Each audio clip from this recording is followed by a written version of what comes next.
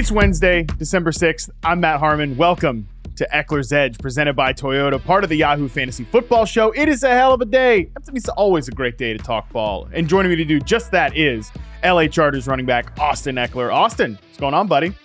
Oh, well, back in the warm weather, so that's nice because, wow, was it cold. Oh, my goodness. Being on the East Coast, we played, obviously, the Patriots, and it was pouring rain the whole game, and windy and freezing. And it just reminded me how much I love the East Coast, or the West Coast, sorry, how much I love the West Coast, because I'm back in 67 degrees right now, and it's sunny, and very fortunate. So we got the win. It was ugly, but we'll get into it a little bit later on. But I'm doing well, man. Doing well now that I'm back.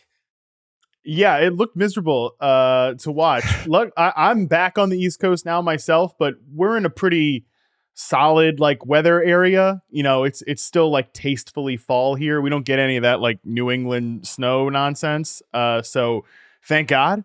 Maybe one snow every few years here to be oh, isn't that adorable? Snow, it's so cute. Now let me go ice out the car and be miserable and all that. But obviously nothing like LA. But yeah, I mean, listen, you want to jump right into it. 6-0. What a win. What an electric win by the LA Chargers.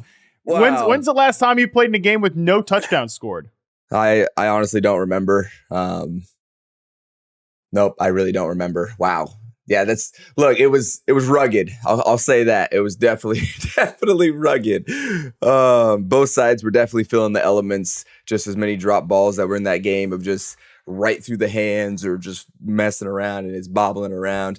And so it was a rough display on both sides. But fortunately for the Chargers, for us, we came up on top with 2 field goals. That had to be a record for all-time low scoring game, right? With the winner, you know. I don't know. That's a good question. I definitely remember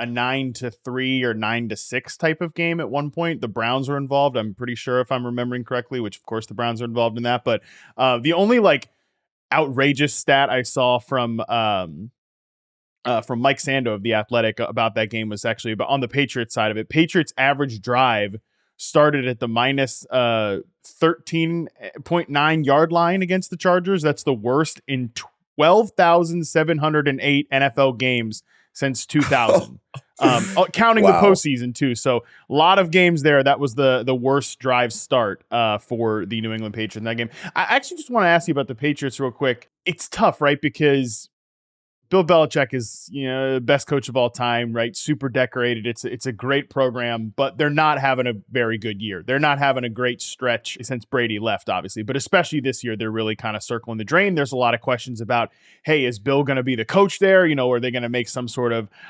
transition in the offseason? Colin, our producer, just said that game was tied for the second lowest scoring game of all time. It's happened 4 times before. So congratulations, Austin, nearly being a part of history there.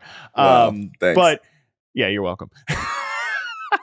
But just talk to me about that defense specifically. What was it like going up against that unit? Because that is supposed to be the side of the ball that Bill Belichick is great at. And I think if you look under the hood, it is still a pretty good unit that's getting performances out of guys that are sort of under the radar, right? Like Christian Gonzalez, their rookie corner, is having a great year. He's out. Matthew Judon, he's a great player. He's not playing. So I don't know. Just, is there anything good to say about the Patriots right now from your perspective after just going against them? The thing about Bill Belichick's teams that have been historically consistent is guys are in the right spot, right play, right time, they're there. And then it goes beyond that as players, right? Then we have to go beyond that and make the plays, right? Where you have really disciplined team, they're using the right technique, they're in the right spot with the right, hand placement, right leverage, all that stuff. That's great. But then now, are you getting that, that punch on the ball, knocking it out? Are you going up? Are you able to disrupt the ball outside at the corner position or the safety position? And so that's where I guess I would be looking at, where it's yeah, sure, they're in the right spot, right time, right? All that. That's what coaching can do. Coaching can only go so far, right? And then it has to be on the players to elevate that coaching, right, to the next level as far as making that scheme come alive. And that comes from us as players making plays on the field. And so you can have the best coach ever, but the best coach ever still is not going to be on the field. The best coach ever doesn't go make the plays. Players have to go make those plays. So That's what I would say. Yeah, I'd say they're definitely disciplined, right? They're not making mistakes. They're communicating well. But then it comes down to, okay, like who are the guys that are going to step up and make that big play when we need it? And obviously, I mean, they held us to 6 points. So, they did something right against us. And, elements definitely played a factor on both sides. I mean, they scored 0. We scored 6. And I know there was some drops in there that we had that were supposed to be gashes. I even had one right through the hands. I went back. I had this little check down. Herbert zings it to me, and I was wearing no gloves. I always go no gloves on rain days, and so. Sorry, I kind of went off on a tangent there, but that's what I would say about as far as the discipline and as far as Bill Belichick. Yeah, he's still holding up to his reputation as far as that goes. And then now obviously he doesn't have Tom and some of these other guys that you were mentioning that were not playing, but. It's the next man up, but that has a limit to it, right? Where it's like if you're trying to replace, some of your Pro Bowl guys, or your All Pro guys, or your guys that are starters, that you're known starters, it's really hard to replace their playmaking ability. Yeah, I just think it's fascinating because again, if Belichick's not with New England next year, which is certainly possible, right? I think that's. Did he just sign an extension? I don't know. His contract is always weird. Like it's not publicly available. Like coaches' contract generally, it's not like you guys, right? Like we know what players are getting paid, but like for coaches, we generally know when they sign extensions and stuff like that. But I don't think so because like the owner has been very in the offseason, like, hey, we're not like our standard is not making the playoffs and like we're happy to be here. Our standard is winning, 6 Super Bowls or whatever. And this year they're not even they're more likely to get the number 1 overall pick. They're not making the playoffs, So I think it's just interesting, like, and again, this is my opinion as an analyst. I think that they have absolutely bungled the offensive side of the ball over the last couple of years. I mean, just hiring Matt Patricia as the offensive coordinator, like literally nobody thought that was going to be a good idea last year, except the guy that made the decision to hire Matt Patricia as the offensive coordinator. Mac Jones, obviously they played Bailey Zappi against you guys. Like Mac Jones, he's like a shell of himself out there. Everybody within the building says apparently like he's just completely mentally out of it because of what he's experienced on that side of the ball. So if I'm Robert Kraft, I'm definitely, and I'm not, I'm just some goofball here. If I'm Robert Kraft, I'm definitely thinking like, all right, is this what do I want to keep riding with the same thing that's been here, or is it time for a fresh perspective, which has its own sort of pros and cons? And on the flip side, if I'm another team like that's going to bring Bill Belichick in, Albert Breer of Monday Morning Quarterback reported that the 2 guys that are locks to get head coaching jobs in this offseason, if they're available, Ben Johnson, the Lions OC, we'll talk about the Lions in a second, and Bill Belichick, obviously Patriots head coach. Like those are the guys that are going to moonwalk to jobs if they're available. But if I'm a team that's bringing in Belichick, I at least want to know your perspective about like, what is it? Is this defense like? Is this is his specialty? Can he still, coach this unit up? It sounds like at least from your perspective, they are playing disciplined ball on that side of it. Yeah, and then I think just building on that, I think Robert Kraft and that organization has shown that hey, if they feel like they're ready to move on, they will move on. And obviously they moved on from Tom, right, himself, and then he went and won another Super Bowl. That one still blows my mind that they're able and willing to just say, you know what, Tom, we're not going to do this anymore. It's not looking like it for us. So, it goes to show no one is safe. No one is safe in this journey called the NFL. It is a performance league, and if there's some organizations have a different tolerance for performance, as we can see. Who's the guy that ended up? It was the Panthers head coach. Frank Reich already fired. Yeah, like man, like they do not waste time. They do not waste time. So is it a perform or we're moving on? Basically, regardless of your reputation kind of goes back to the last year, and that's about it. So it's tough, but it's kind of the cycle of the NFL and how we continue to keep changing with different organizations being, oh, these guys are hot now those guys are, and it's just this never ending ecosystem of talent being moved around. So it makes it interesting for all of us because we get, what's going to happen, right? We're just sitting on the sideline with our popcorn, and our blankies. Inside joke. Can't forget the blankies.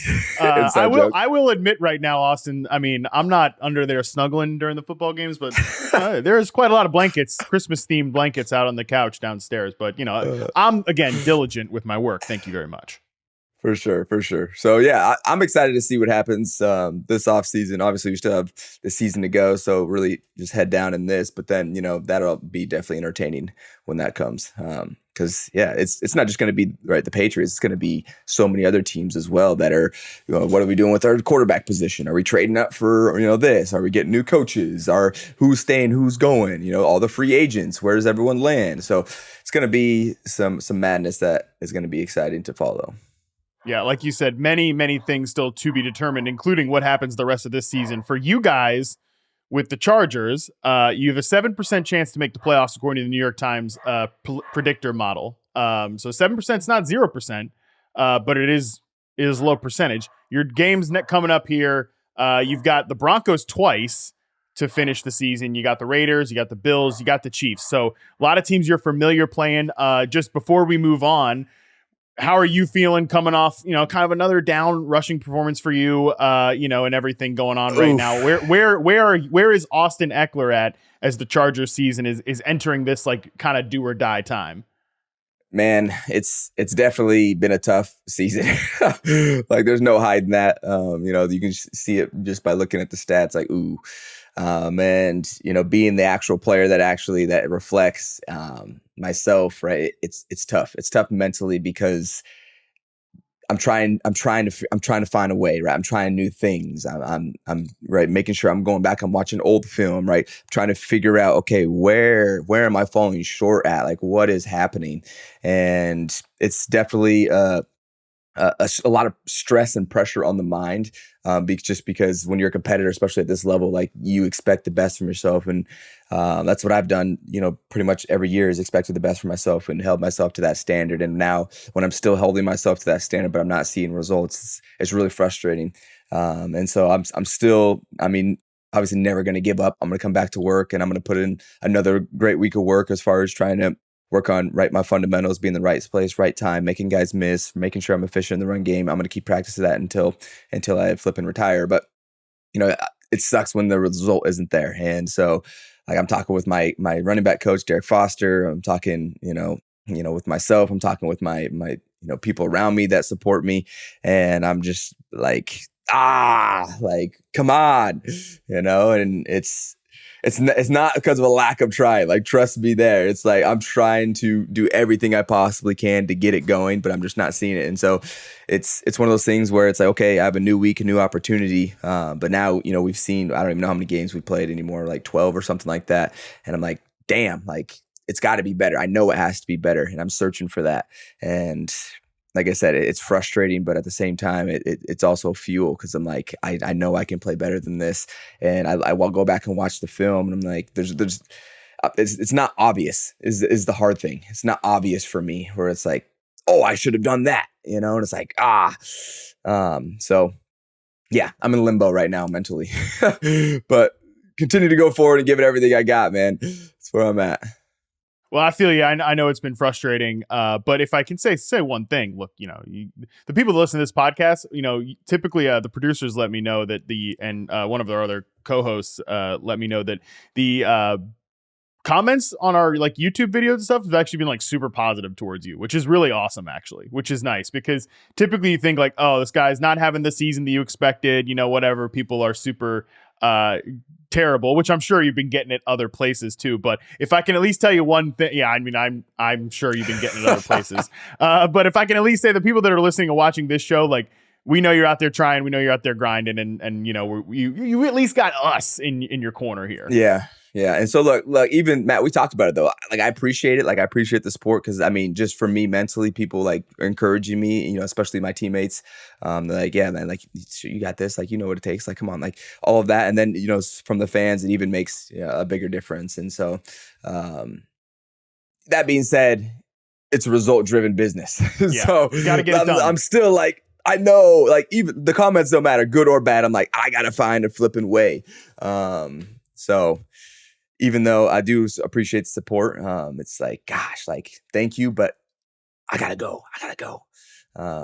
So yeah, like I said, I'm in limbo mentally. It's really tough. It's one of the hardest things as a competitor. And this is something that I've actually talked about just with our guys in general, where you put in a ton of work, you've had success in the past, and maybe you're doing a good job at your job. And I'm not even talking football right now. I'm just talking life in general. Mm-hmm. And you're putting in all this work, and it's like, man, you might not get the results that you were expecting, right? And it's like, well, I'm doing all the right things. I'm putting in the time at practice. I'm going hard. My numbers on the field are good as far as my practice speeds and accelerations. I'm using my pass pro technique, all of that, practicing the right way, got the scheme down, understand what they're trying to do to us, understand what we're trying to do. And it's like, like now I go out there and execute on Sunday and it's short, and it's like, nope, it's not good enough.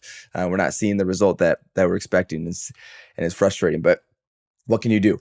Well, guess what you can do? You can get back and continue to work, because, eventually, not saying you're going to get the result, but eventually you're going to continue to learn. You're going to continue to grow as a person. And hopefully that's going to help you in the future. And, in life, you're going to go through some downs. And this is a time where I can go back to my 2023 year and be like, man, like, it was a rough one. Like, I was trying everything I possibly could, but it was a grind. And guess what? It was something that, we had to push through, and no telling how it's going to end. We still have, 5 more games, but it's one of these where it's going to definitely be a part in my story, as far as just kind of like the ups and downs of the NFL and being consistent and trying, like, same consistent workout routine in the off season, all the same stuff. And now, obviously it's different as far as the results, especially, in the fantasy world as well. So, yeah, man, it's frustrating. Just as you guys out there that might have me on my team might be frustrated, I am probably 5 times more frustrated. So I'm keeping myself calm and collected, because this is a family show. But yeah, I get it. I'm sure there's way more demonstrative things you'd want to say about this whole situation, but it is a family show. But no, this is good perspective to hear from you, man, because like, it's easy to come on this show and like, when you're riding high and you're scoring 3 touchdowns per game, and like, you'd be like, yeah, fantasy rules, man. Like, all the people that play fantasy rule because they're so great. But like, these are, I always say, like, adversity in life is really when you find out like what you're made of and who you are and stuff like that. So I'm pretty confident in you for whatever the rest of the season looks like. I'm confident in you bouncing back and getting things done, the way that we all know you can. So we are excited to watch the rest of the season for you, but let's transition a little bit here. Not to kick you while you're down, pal, but to give you one more bad update on your eyebrows. I don't know what your practice speeds might look fine, but your eyebrows might not be looking so good for too much longer, buddy, because we are closing in on both Lions running backs being inside the top 15. Joe Mixon actually saved you last night by having a big game, because heading into Monday Night Football, both of the Lions running backs, Jahmyr Gibbs and David Montgomery, were top 15 in Yahoo standard scoring. Now it's 15-16. Gibbs is 16. Montgomery is 15. For those that might not remember, Austin, out of nowhere, unprompted, said, I will shave my eyebrows, in response to a bold prediction from a user that said both the Lions running backs would finish inside the top 15. I got to tell you, pal, I think this one is probably going to happen. Yeah. So, I've learned my lesson about, putting yourself out there and making one-sided bets against yourself. Advice: don't ever do it. It's a lose-lose situation. Well, maybe lose and nothing ever happens on the plus side if it doesn't happen. But yeah, there's all risk, no reward, man. Other than, well, the reward is we get to talk about this, and like, if you just do it for the content, shout out to you, man. That's great. But like, it wasn't as if like I said, nah, they are, and I will shave. It was just you. So, just like, so, your grind. Go ahead. I thought it was just so ridiculous. Like, cause like typically I'm like, okay, there's going to be one main guy, and that main guy may be in the top 15, even be in the top 15. That's pretty solid. But to have 2 in the top 15, I'm like, okay, that is so far out there.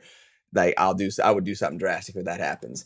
And, now we just see that the Lions offensive line and the running backs are just freaking unstoppable, and it's actually ridiculous. So yeah, that bold prediction, it was a bold prediction, but not impossible, obviously. So yeah, I'm still hoping, we can not do that, because I have a wedding coming up.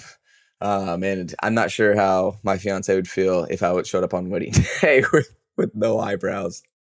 Not to say I'm judge, jury, and executioner of this, but I'm just saying, like, for your sake, buddy, I am not gonna allow them to shave your eyebrows for your wedding. So we'll figure out a way to make this bet pay off if and when these guys do cash in the top 15. I don't think it is fair to allow you to shave your eyebrows before your wedding. We'll see. We might have to do some research and see how long. I might have to do like shave a little bit and see how long it takes to grow back, so I can kind of judge it up where it's like, okay, if this does happen immediately after the season, I can get them shaved. It's a good a regular season anyway, and then maybe by the time, because it's later on, I have we have like half a year before it comes. If it does happen, so then they'd be back by then. Yeah, I think we'll be fine. We'll figure this all out in the off season. But yeah, that is looking pretty live, that particular bet there. In bad news, though, for me, we've talked enough negative stuff around you, pal. Let's talk about me. What we got in our Ekeler's Invitational, man? I mean, Harmon's Hedge is on the edge of elimination. Ooh. I felt totally fine with a solid lead going into Monday Night Football. I had Calvin Ridley. Oh my God. Like, having Calvin Ridley in fantasy this year has just been like, talk about a test of your fortitude and your strength.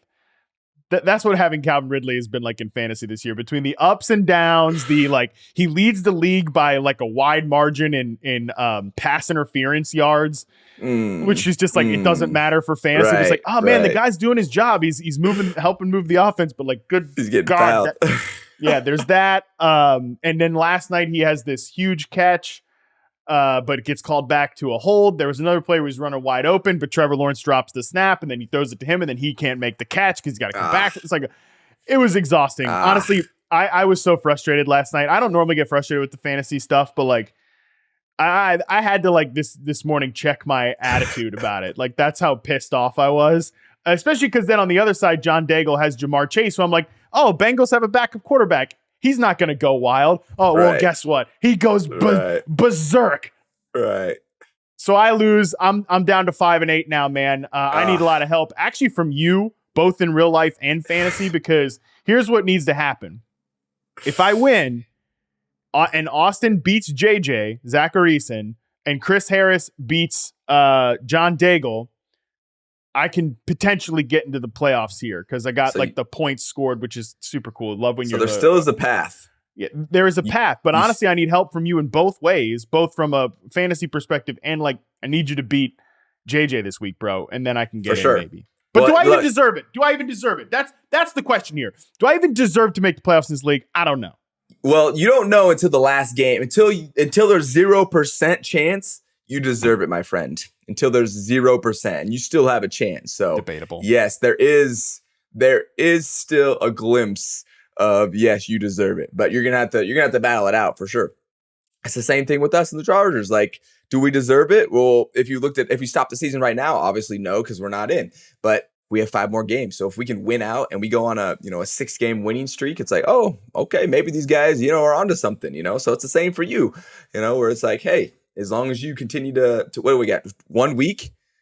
What is it? 1 week or 2 weeks left? This is it. This is winning. Oh, this is the week. So this is it. Like, you need a lot of help.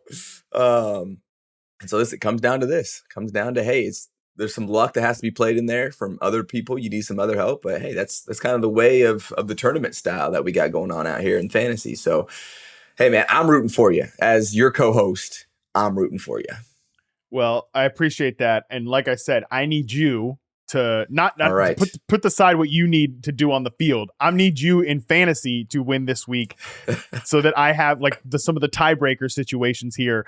This is what it's like, by the way, when you're trying to make the playoffs, you actually become a little bit like the real teams. So it's like, especially, week 18 in the NFL, you're like, okay, this team's got to beat this team, but if they lose to this team at this time, then okay, when we got a whole chance. Like, that's how it is here in week 14 going into the playoffs in week 15 in fantasy, where you're like, not only do I need to get my stuff done, I don't control my own destiny. I need all these other weird things to go on here to make it happen. I know. And it reminds me of back in, what was it like? It was like my third year or maybe my first year, where we needed some other team to win. We were like 9-7. back when it was 16 games and we needed like some combination of other team. It didn't end up happening, but it was like, it was out of our control, but it was just like, hey, there was still a chance. And I remember even, I think it was 2 years ago when we were playing the Raiders at the last game of the season. Yes, the and it was overtime. Like, yep. It was like win or get in. But if it was like, if we tie, then we both go and we're in overtime. And I remember Derek Watt, he was on the Steelers. And if we tied, then they didn't get in. The Steelers didn't get in. And so he was my guy. So I'm texting him before the game, like, hey, you never know. And then obviously we ended up losing. So that means, they got in and the Raiders got in. But yeah, it's one of those where like you're on the outside looking in the glass. Obviously you have to take care of business yourself this week. But yeah, it's one of those how it plays out. Yeah, crazy. So I think it's important to remind people too, when you're in a situation like I am, and you're sort of needing a lot of things to go right, this is a perfect time to remind yourself, like, yo, don't panic. Okay. Like, I know that things have been disappointing for some of these players on my roster, particularly like, Calvin Ridley last night. That was a disappointment. Obviously Austin, has not been the first round pick that I expected, right? Stuff like that. But I'm not gonna come in here and be like, all right, this is the time now when I need to play like Ty Chandler on my bench or like do this kind of, to me, at least my personal opinion is you're not trying to come in here and like make some dramatic change. Like you drafted these guys for a reason. And for the most part, like we know production is going to be volatile and like there's different chapters of the season and stuff like that. I mean, there was definitely a moment for Austin when we were on the show, like, oh yeah, he's back, baby. Like, friggin' damn,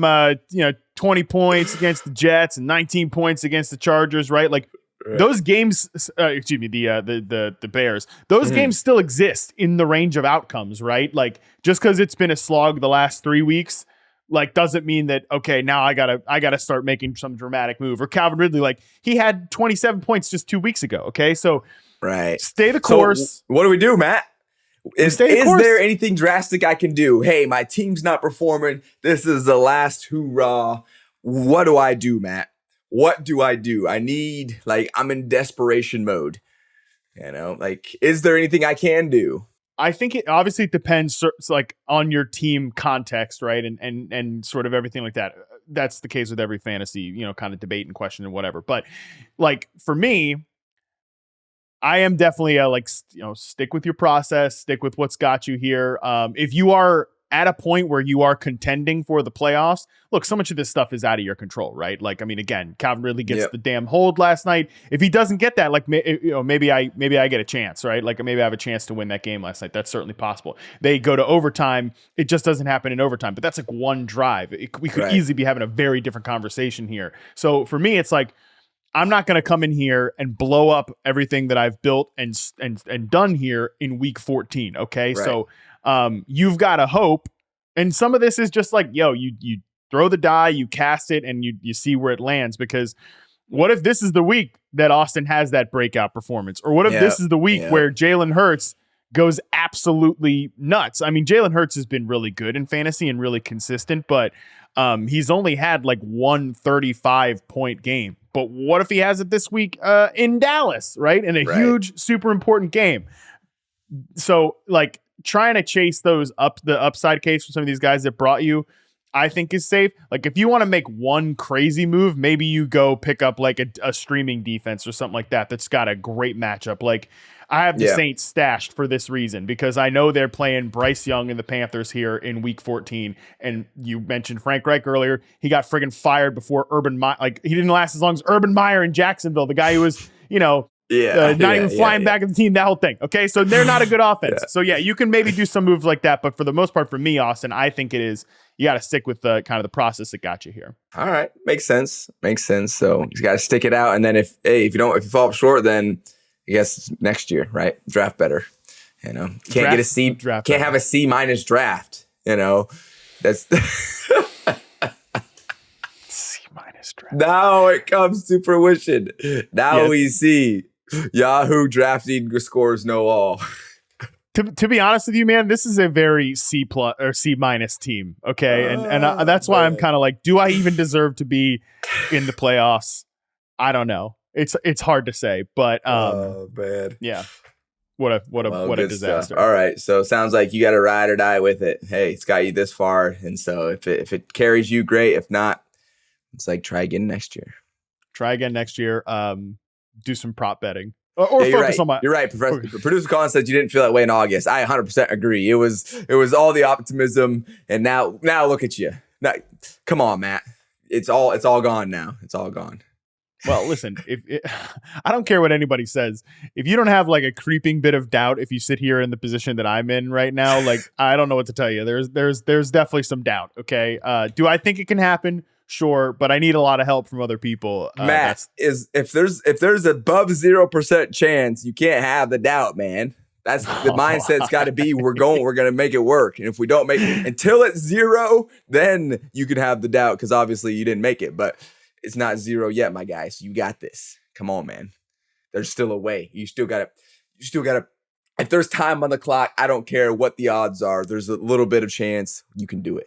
You can potentially do it. Because if you don't, obviously you don't have to be the one that's out there playing. But if you don't have that belief and it does happen, then it's like, oh, what? Like now you're gonna switch up. You can't be switching up on us, man. You gotta stay consistent. Believe in the guys, man. Come on. I believe in the guys. I believe in the guys that I drafted. All right, there we go. There's the Matt we know.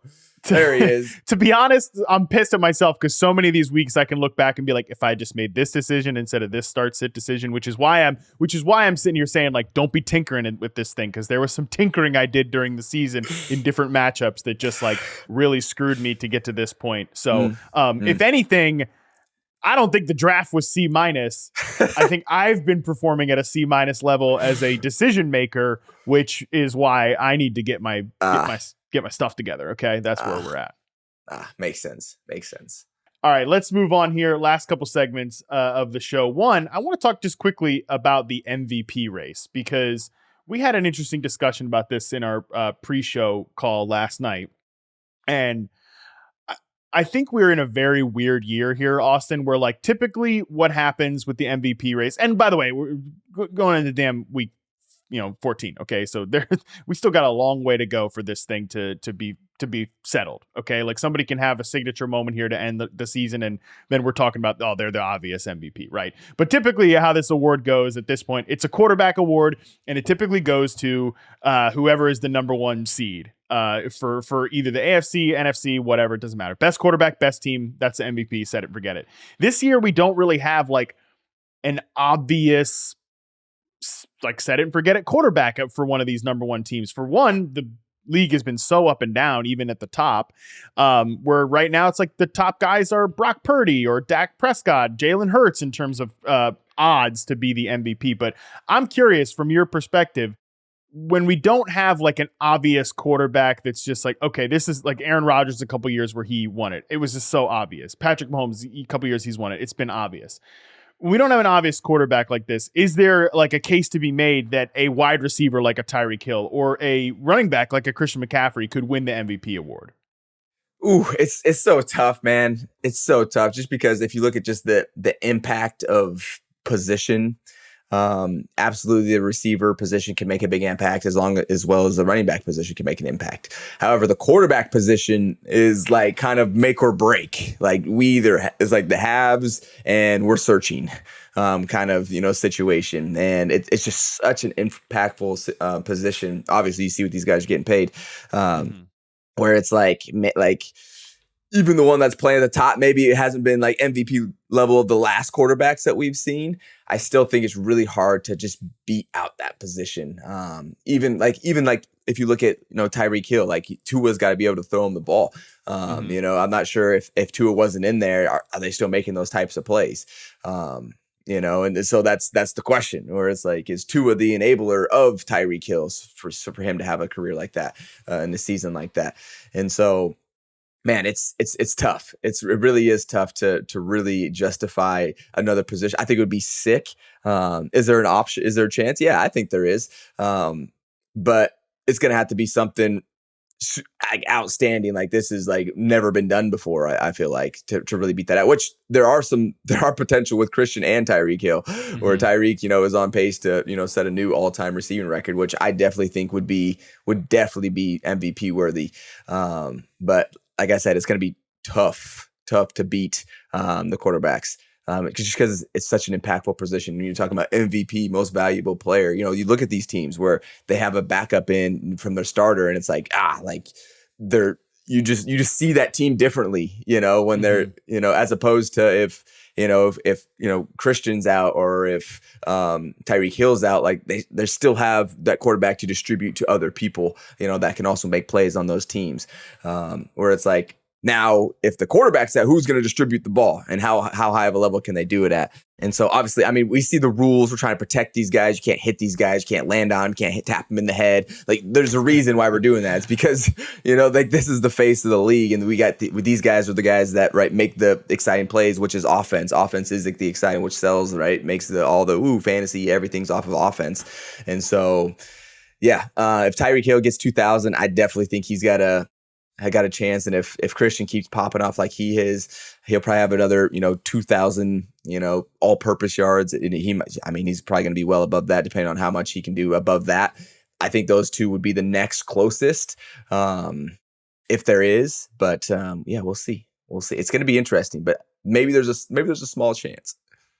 Yeah, I think that you're right. It has to be a unique confluence of events where these offensive players like a Tyreek Hill or Christian McCaffrey, they have to have a special season, which Tyreek Hill definitely. He's averaging 4.5 yards per route run, which nobody else in the league is even close to that. That's getting a lot of targets. I think the second closest is like Brandon Ayuk at 3.2. So it's berserk what he's doing with the opportunity that he's got. But yeah, obviously, if Tua's not playing and we're talking about, Mike White or any of these guys he can be doing all that route running, but who's going to get him the yards? That's exactly. That's the thing here. I think I'm just curious from a player perspective, like you guys, I probably know the answer to this and that you don't do it the same way that like media does it, and I'm thinking it would probably be bad if you did, honestly, but on the outside, we're so obsessed with like, how do you divvy up credit in sports? And I think the 49ers are a great example where like right now, Brock Purdy has the best odds to be the MVP according to BetMGM and other sports books and stuff like that. Again, they're coming off a massive game, whatever, beating the Eagles. But, when I watch that game with my eyeballs and like see what's going on here and like watch the film on these guys and like, you got Ayuk averaging 3.3 yards per route run, whatever, he's going crazy. McCaffrey, like, you see the attention that he dictates from other teams and like what we talked about last week, the gravity that he has as a player. And you have Debo taking friggin' 4-yard passes for 40 and you got Kittle blocking his ass off and doing crazy stuff. It's like, is there anything from a player perspective where you're like, yeah, we got to divvy up the credit a little bit better between like the quarterback and some of these other players. And I'm not like, I'm a Purdy fan, but I'm just saying like, guy's got a lot he's working with there. Yeah, when it comes to the actual judgment of who is the MVP and what weight that one what is MVP? Most valuable player, right? And so it's like you have to have obviously a lot of success, but then have so much success that it is gravitating to or it's like distributing out to other people on your team. You have to have the biggest impact on the team. Like that's, in my opinion, that's like what the MVP. And you've had so much impact on the team that you have made it such an impact that there's no one else that has made a bigger impact on their team than you have had. And so, yeah, with a situation like in San Fran, when they have a lot of guys that make a big impact, it's like if you look at a solar system, it's not just one sun in the middle, and then there's all these little tiny planets around that go around the sun. There's like a few suns where it's like Christian is getting his gravity pull. Purdy obviously is distributing it, so he's going to have some type of impact. Same with Debo, same with Brandon Ayuk, same with Kittle. Like they all have such a big pull as far as gravity, as far as their impact, as far as what they're able to do. And so does that take away? So is it almost even not necessarily, I'm like, could you be what if you're on a bad team, but you make a huge impact? Like, what's the scale there? Maybe your team isn't Josh Allen. Look at, he's got turnovers and stuff like that, but he's efficiency wise had a great year, but the Bills don't have a great record. Exactly. So are you more impactful on a team like that because you have to do more and you have to create more, and because you don't have as many things around you as far as people that are making that high of an impact? So I don't know who's picking the MVP. We kind of talked about it last night. I don't know who these people are. I don't know what the metrics are, but it's kind of like, it's almost kind of like the college playoff scene where it's kind of like, what do you guys think? It seems like, what do you guys think? I'm sure there's a vote on it and stuff like that. And so, yeah, it's tough. And there's always going to be controversy in it. Like, oh, this person should have got it. This person shouldn't. And so one of those where we'll find out. Yeah, it's a lot of stuff where we deal in the hypothetical. Like, well, what if you took Brock Purdy and you put him in the Bills offense? What would it? Well, he doesn't play for the Bills. Who gives a damn what he would look like with the? But it's that's what sports is about. It's about arguing and nonsense and circular things like that. So great transition. Actually, you brought up the college football playoffs. Let's talk about this here real quick again to help people sort of make some fantasy playoff decisions and whatever. But really, it's a topical thing, ranking things in the top four. I don't pay too much attention to college football, so I'm not going to sit here and give you my take on was Florida State, banged because they're like, they don't have their starting quarterback anymore. I know they didn't win any game, they didn't lose any games, but get the hell out of here. Okay, we're going to put someone else in. I don't know the ins and outs and all this stuff. I don't know if you have a take on that. I don't, so I don't want to step in. It's just tough. Here. It's because it's like if you're Florida State, like, hey, at the beginning of the season, right? If you have parameters around this, hey, what are we going to have to do to make the college playoff? Like, what do they have to do? Well, you can win every game. Well, now you're telling them winning every game is not enough. So now what do they like? That's the goal, right? Is to win the loss column, right? We're trying to win every single game we play. Does it matter how you win? Well, apparently it does now.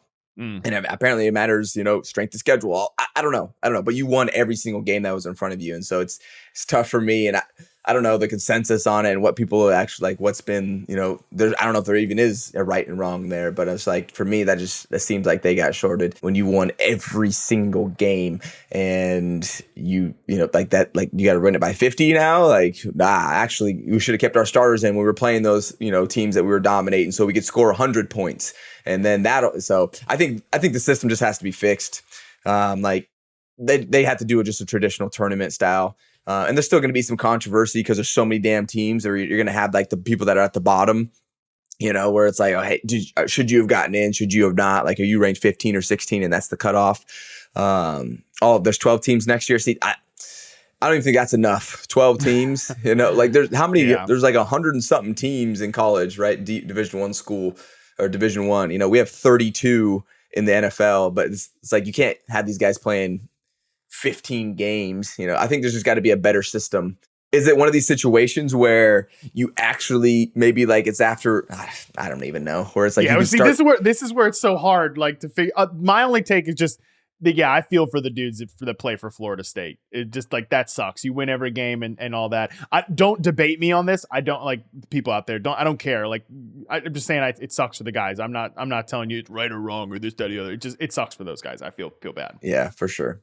Yeah, because I don't know what the answer is. There's probably a combination of things that you could do, but 12 teams, even to me, doesn't seem like enough because there's always going to be those bubble people, and it's like, unless there's a definitive, like this is why you got in, this is why you didn't.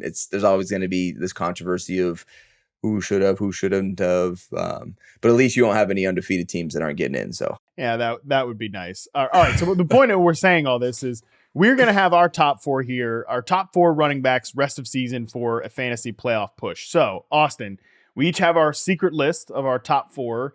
How do you want to do this? Do you want to give me your full list? I'll give you my full list. How do you want to do this? Yeah. I mean, we can. Well, let me ask you this: is Christian McCaffrey on your list? Dude, yeah. Here, okay. This is your consensus. Let's just eliminate them. Eliminate that's him. Number yes, one. He's number one. He's number one. I also put Alvin Kamara. Okay. On my list. I just think if you don't have him on your list, it sounds like, so I'll explain. No. I'll explain there. I just think the impact on his team, like he is like the pivotal player on his team. Like it's like if they're gonna have success, it's by getting him the ball, and he's gonna be the dynamic person with the ball, and like the offense is gonna run, in my opinion, through his success. Regardless if they have with Derek Carr and he's gonna be able to do that or not, it doesn't matter. They're getting Kamara the ball. And it's the same with my number 3, which is Travis Etienne. I don't know if you have him on your list. I have him as second on my list. So yeah, and then now we're in consensus there. I'll go into that now, especially with, who knows what's going on with Trevor Lawrence. Like even more, they're going to be leaning on this guy to continue to make plays, which he's already been doing this year. And so, yeah, I think that's another one. And then I'll let you go. Yeah, so we're in consensus there for CMC and Travis Etienne. I have them there. My third is Kyron Williams, the Rams running back that we talked about last episode. I mean, he's just been getting so much work. He's so clearly, like, we talk about a guy who's pivotal to his team's offensive success. Kyron is definitely that guy. So he's my third player here. Nice. My last one. I got to step up my damn game, but I'm putting myself in there. Come on, heck. Gosh, dang it. So hopefully can get it going here. Look, I am putting everything in my power to get this going. Obviously, it hasn't been great for the past few games, but hey, we have a few more, and I know it's coming down to playoffs and fantasy, but it's also coming down to playoffs for my actual team. And so got to get myself going, got to make sure I'm making a big impact on the field. So I am my number 4. My number 4. It's not Austin Ekeler. I'm gonna totally understand because you're not voting Austin you Ekeler. out. Yeah, when you're not Austin Ekeler, it makes sense. Yeah, I'm voting you out here. My playoff committee. I'm actually gonna. This is maybe an extra twist of the knife here. I'm going Jahmyr Gibbs, the Lions running back, for my 4th player here. Obviously, very close with David Montgomery, who's been fantastic this year. But they have a nice schedule down the stretch. They are a team that is competing not just to make the playoffs, but to have a first round bye, potentially be the number 1 seed. I mean, it's kind of a long shot, but they do at least have a lot to play for right now. Gibbs has been fantastic. So I will vote him in here as my top 4. So nice. Our differences here, I have Gibbs and Kyron Williams. We were in consensus with McCaffrey and Etienne. Austin has Alvin Kamara and himself. Nice. So there we go. All right. Last thing here, Austin, we got to close the show as we do every week. Since we're teaming up this season with the first ever Toyota Grand Highlander, the perfect vehicle for making new memories, we're going to create some memories of our own in this segment we are calling Future Snapshots. So, Austin, make me a bold prediction. Who is going to have a memorable performance this weekend? Well, for my eyebrows' sake, I hate to say it, but I think Jahmyr Gibbs is about to pop off against the Bears. I'm gonna go for both of those guys. I'm thinking that Jahmyr Gibbs and David Montgomery are going to have over 150 yards combined rushing and 2 touchdowns. I love it. I, again, just said Jahmyr Gibbs is going to be the 4th best back for fantasy down the stretch. Love that. All right, rapid fire mine here. I think that Jordan Love is going to be the top scoring quarterback in week 14 in fantasy. I love the way this guy is playing right now. I think he's coming off a signature performance beating Kansas City in a primetime game, Sunday Night Football. Christian Watson might not play, but man, I love the way Jaden Reed is operating right now. Dontavian Wicks, like, this guy is a deep sleeper, but he can play. Romeo Doubs is doing his thing. I think Jordan Love is the top scoring fantasy quarterback here in week 14. Nice. Oh, and by the way, how did our last ones go? Last one we had a little head-to-head matchup, and it was who was it? The Eagle? No, who was it? Yeah, you had McCaffrey, and he went off, of course. I had that Ayuk and AJ Brown would combine for, I think, over 250 yards and 3 touchdowns. Wrong 49ers receiver. It was actually Deebo Samuel, who had 3 touchdowns all on his own. Yes. So that was our last week's. So this week, looking forward to seeing how they play out. This week, I actually hoping I'm wrong this week for my eyebrows' sake, because, oh my goodness, what a ridiculous thing. If that does happen, I got to find out a way to make sure that it doesn't go unseen, because I got to be doing it for something. Can't just be doing it, on my own. We got to capture that moment if that does end up happening, but I'm hoping it doesn't. Yeah. How fast can your eyebrows take to grow back? Dude, 3 to 4 months, according to the Cleveland Clinic. Oh, we're good then. We're good. But I'm going to have to be 3 to 4 months, no eyebrows. People are going to be looking at me funny, like, who is this guy? Well, that's all right. Do it in the off season, people just in your regular life. I don't know. Maybe next season, just come in, no eyebrows. Be like, this is a new way I'm approaching things this year, folks. Like, be in the CBS meetings with Tony Romo and Jim Nantz, like doing pregame interviews, and they're like, yeah, I'm taking a new approach to my trying to do style. I'm trying to start a new trend here. There's no shave November. I'm trying no eyebrow. 2024. All right. On that note, we're making memories here every day on Ekeler's Edge. Those are our future snapshots. Thanks again to Toyota and the first ever Grand Highlander, and thank you to Austin Ekeler for another fantastic episode, buddy. This was great. We covered a lot of ground here. I know we got to get you out of here, but great episode and good luck in week 14, both to your fantasy team and to you on the field, man. Obviously, like I said, we're all on this show rooting that you can have a big bounce back performance, not just because it would be nice for my fantasy team if you did it as well. Hey, man, I know there's a lot that rides on it. So, I mean, look, I'm about to get right back to work and try to get it done this week, man. But appreciate you, Matt. Good stuff. Hell yeah, buddy. Very excited to watch you play here in week 14 against the Broncos. That's going to be a fun one. For now, this episode's over. Tomorrow is Thursday. You know what that means. Heading into a full slate of NFL action. Dalton Del Don and I get together for Stat Nerd Thursday, where we give you one stat you need to know for all 32 teams, and we preview Thursday Night Football, game that I'm not watching, as I said on the show yesterday. Take a stand, okay? You don't have to watch Patriots Steelers. Take a stand, people out there. Do something with your life. Until then, we're out.